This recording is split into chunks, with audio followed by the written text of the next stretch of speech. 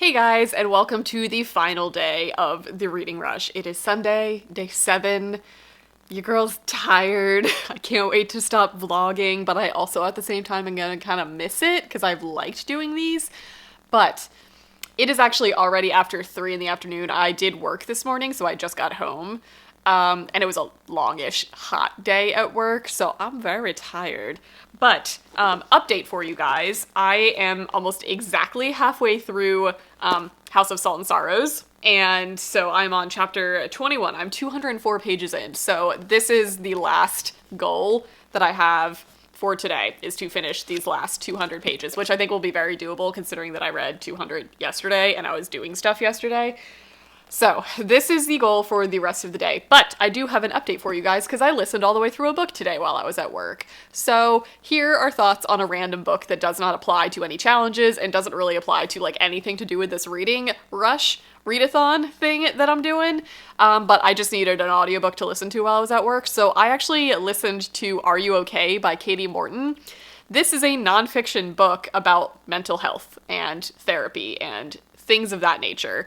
So this was interesting to me because I do actually like reading a lot of nonfiction. Audiobooks are how I get to learn a lot of things because audiobooks make nonfiction very approachable to me. When I see a book that is about a topic that's interesting to me, aka mental health or animals or science, I tend to listen to it. And this one I actually probably wouldn't have read otherwise, but Katie Morton is actually a really big YouTuber, and she runs an entire YouTube platform about mental health and therapy and trying to normalize going to therapy and taking care of your mental health and all of those things. You guys might know who I'm talking about because she is actually the therapist that has been brought in for the past 2, I think, series on Shane Dawson's channel. So she kind of made an appearance. I think she's made different appearances on his channel before, but she was the one who was brought in for the Jake Paul series. She was like the therapist that like helped evaluate the sociopath things. And I really like her, and the book is read by her. It's a pretty short book. I think it was only like a 6-hour audiobook, and it basically broke down all of the scary parts of therapy, and it broke down what all the different types of doctors and what they do, what they went to school for, and what they're qualified for. It broke down what therapy sessions are like. It basically was trying to kind of like break through the fear and the stigma that we have around going to therapy, and I just adore her for that. Like, I'm a huge advocate for mental health, and anything that will help break the stigma surrounding treating your mental illness is a great thing. It's a very easily written, very approachable book, and I really liked it. And it broke down all of the things. It kind of talked about how mental health affects relationships, things you can do to help yourself, and how to phrase things better. Basically breaking down if you should go to a therapist and what you should look for, what you should stay away from, things like that. So it just kind of like took the fear out of therapy. So that was just a random book that I read. I'm probably gonna give it like 4, maybe 5 stars. I don't know. It was really enjoyable. I learned a lot actually. So if you guys are interested in stuff like that, I'm gonna recommend that book. So technically that is my 7th book that I read this week, so I could count that towards the challenge. So I could like check that off, read 7 books. But this is also going to be my 7th book, and I do need to finish this because this is the 5-word title challenge thing. So that is the plan for today, but like I said, it is already almost 3:30, so I think I'm going to go head outside and film Rue. Rue is my last baby that I need to show you guys. For some reason, I don't know why it turned out this way, but I saved my 2 girls for the end. Like, it seems like I have a lot of boy animals, which I do, but I have my 2 girls. I had Willow yesterday, and Rue is like my little baby girl goat, so I'm going to head on outside and sweat my butt off because it's like 90-something degrees outside again, and introduce you guys to Rue. Okay, so I am joined by my lovely little girl Rue. This is Rue. She is the baby of the herd. She's the youngest child. Oh god, okay, goats are already knocking the tripod over. She is the baby of the herd. She is the youngest goat that we have, but she is still 2 years old. Technically, her birthday was at the end of April. So Rue was our bottle baby. She was the first baby that we ever took on from a breeder that was still being bottle fed, and it was a blast. I will insert some pictures because she was the cutest little alien goat baby ever. It's such an attractive view, Rue. We don't need to look at your hoo-ha the entire time. Good Lord. Keep your tail down. So basically, Rue was an experience. We also had never done bottle babies before, so we didn't really know how it was gonna go because everybody kind of warns you away from bottle babies.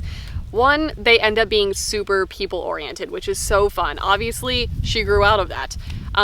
but 2, they warn you away from it just because they tend to get too people friendly. Like, they don't really learn manners very well, and they end up being the loudest goats in your herd. Like, they will always call for you because you are always associated with food. Are we over there now? And that just isn't the case with Rue. As you guys can tell, she is super independent. She just kind of like goes and does her own thing. For the first like year she was here, she would come and hang out with me every single time I came outside. But after the first year passed, she was just like, all right, I'm done with you guys, and wants nothing to do with us anymore. Like, she's still very personable and friendly, and she will always come up to you. I say that as I'm sitting here without Rue next to me. It's fine. But I'm kind of glad that she grew out of the baby stage, just because otherwise they do yell constantly. Okay, we have just Rue outside. So, what was I even saying? She's a bottle baby. She's adorable. She's super independent. She's also the coolest looking goat. I have cookies, can you tell? She's also like the coolest looking facial markings I've ever seen on a goat. I kind of just like that she's like an independent woman and she don't need no man, and she goes off and does her own adventures by herself. So she is technically the baby of the farm. She is the youngest animal that we have. Is that you? All right, good job sniffing the camera. Hello. And the name Rue came from the Hunger Games. It's R-U-E, because Rue is my favorite character from the Hunger Games. So that is where her name came from. I think that's all the info I have from her. If I ever were to breed, she would be probably my first goat to breed, but honestly, I don't really plan on it anytime soon, not while we live here. We don't have enough land to breed, but I don't think I am. I think I'm just gonna let her be a glorious little pet for the rest of her life. So that's going to conclude my last Me, My Pet segment, I think. This was a very short one, but Rue is a very simple girl. So I hope you guys have enjoyed this whole series. I think you guys have met all of my pets now. All 4 goats, mini horse, dog, and cat at this point. So I'm gonna head inside and I'm going to finish up my reading for the week. It's gonna be a lovely, cool experience in the air conditioning.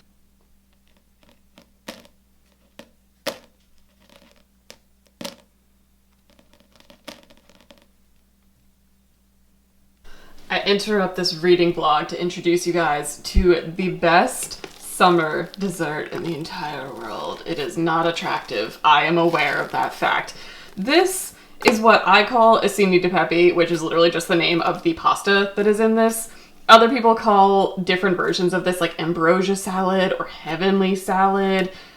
It's basically pasta that is soaked in like a glaze that you make with like sugar and pineapple juice and everything, but then you mix it with Cool Whip and mandarin oranges and pineapples, and it's amazing. Like, we'll just give you some ambient sounds.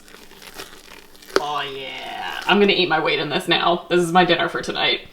I'm an adult. Yo, this book got real fucked up real fast. I loved it. So I just clearly finished this book. I have no idea how I'm gonna rate this. I love this. So this, in my mind, is like Jane Austen meets like Lovecraft. It's like weird Victorian type of setting. Like, it reads almost Victorian because it's like a manor of like a whole bunch of daughters who are all trying to be like married off to like fancy men and whatnot. That's a very small part of the plot, by the way. But there's some like murdering afoot, like people are dying left and right, and there's some like ominous ghosty type things happening that get mixed into the story. And as the story goes, your uneasiness just kind of gradually increases. Like, this is a very eerie book, and it was amazing. So I think I'm gonna give this 4 stars. Okay, so this is a rarity. This is a standalone book. Like, the story completes. And for the first time in my life, I actually, okay, I'm not gonna say that I want more, because I get really excited when standalone books exist and they conclude and it's satisfying, because that is what this is. Like, it's a satisfying story. What I want from this, though, this reads like a really cool prologue to a more modern book. Like, I would love to see this story as like the history of a more modern, creepy story, because it's kind of a story of like these sisters who live on an island and really dark mythological type things start happening to them. Like, it reads like such a good ghost story that would be the preface of another ghost story. Does that make sense? And that kind of plays into this story as well. There's definitely other cultures' stories that are brought in, like other cultures' ghost stories that play a role in this book. So I want this story to like turn into that for a future generation of a book. Does that make sense? I've never wanted that from a book, but I feel like this would be like so fitting for that if this author like 10 years from now came out with another book and this was like the prologue to it. Oh, it would have been so cool. So I can't wait to see what everybody thinks of this when this comes out. I believe this comes out on August 6th. Yeah, very soon. And like I said, I'm pretty sure this is coming in a lot of book boxes, so I think a lot of people are going to have this in their hands, and I can't wait to see what other people start thinking of it. I don't think it's going to be for everybody, because it gets pretty horror-driven, and it gets a little gruesome at certain points. Like, it's not like a gory book, but there are definitely some scenes that I was like, ooh, that gave me the heebie-jeebies. So I loved it. This is Jane Austen meets Lovecraft in all of the best ways. So that leaves me with 0 challenges left. This was my final challenge. This was technically my 7th book that I chose for my TBR, even though this is book 8 of the readathon for me. This was the 5-word in the title challenge, and that can officially be added to the stack of all of the books that I've completed for this readathon. So these are all of the books that I read, plus the one audiobook that I read today. Oh god. Okay, well, that went poorly. Alright, they're all okay. Everything's fine. So that is the end of the Reading Rush 2019 for me. And now I'm like sad that it's over. I completed all of my missions.